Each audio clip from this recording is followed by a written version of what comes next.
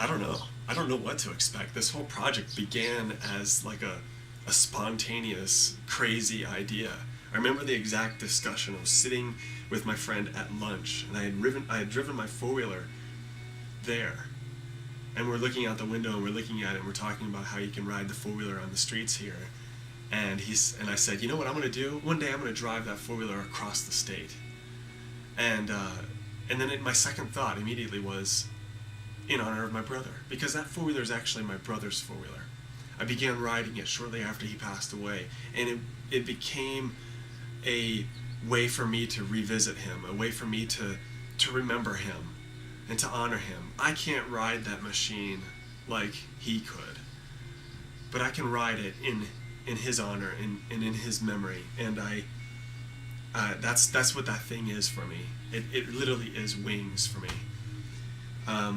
And so I can't think of a better way to honor the life and energy and enthusiasm of my brother than to take his machine and ride it across the state that we love so much, the state that when we drove across moving here, we were just jaw-dropped and wide-eyed, looking at all that you can look at in Montana, just totally blown away by it.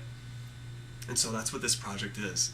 That's what we can expect. We can expect the story of my brother. We can expect beautiful footage. I don't know when and that stuff will happen in the story. I don't know where it'll happen in the story. All I know is that it's going to occur somewhere between here and here. This project, in 1 week, this thing starts, and I'm losing sleep because I'm so excited about it. I'm also kind of scared. I don't know. I've got a couple of little hurdles to jump over. I'm still working on the four-wheeler, getting it properly equipped, preparing myself, bringing along the necessary tools. I've got to somewhere along the way change my oil. I'm gonna have to be able to do that. I'm still working on street tires.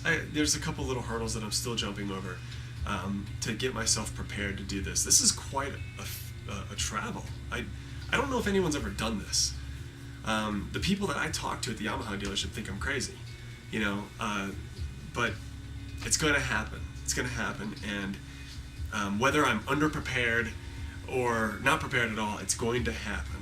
Because that was the spirit of my brother anyway. Somehow he always made things happen, and this project will somehow happen.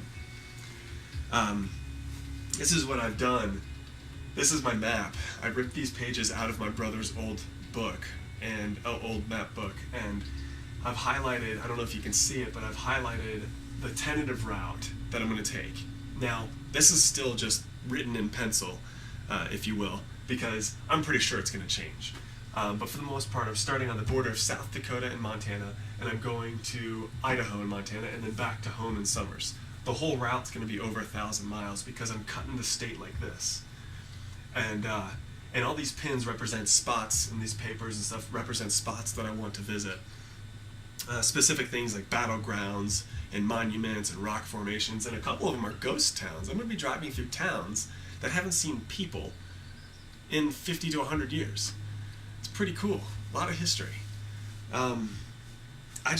It's just overwhelming. Whole week on an ATV across Montana. And you know what's funny? After doing all this reading, after reading about all the things that I want to see, marking all the spots that I want to mark, it's still not enough. There's more that I want to see. I have a feeling that there's going to be a sequel. Just because there's more areas I want to see. I built a Facebook page shortly after the inspiration for this project began. And the purpose of the Facebook page was to inform my friends and my family members of the project. But then it began growing. And people began putting comments and posting pictures. And now there are more fans of the Facebook page than there are more that I don't know than know. Meaning, I have more fans that are strangers to me than I have that are friends or relatives. And that says a lot to me. That says that there's a lot of support for this project. I think people want to see people who are at a loss or in pain make it over that hurdle, make it over that hump, and do something big. I think people are inspired to see that.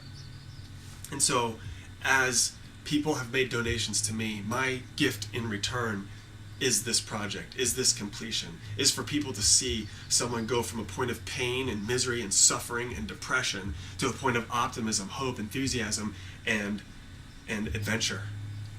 That's my gift.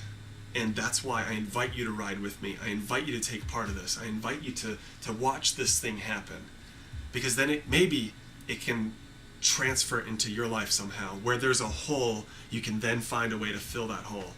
And to fill it with optimism and hope and enthusiasm. Because guess what? When you wear that smile, when you are that beacon, you inspire others and more people keep moving forward. Why am I this way? Because of my brother. Because he's the one that showed me how to turn into that optimistic person.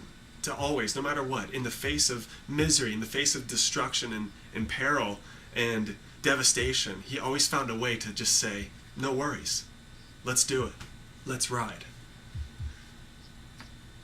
That's what this project's about. That's what I can expect.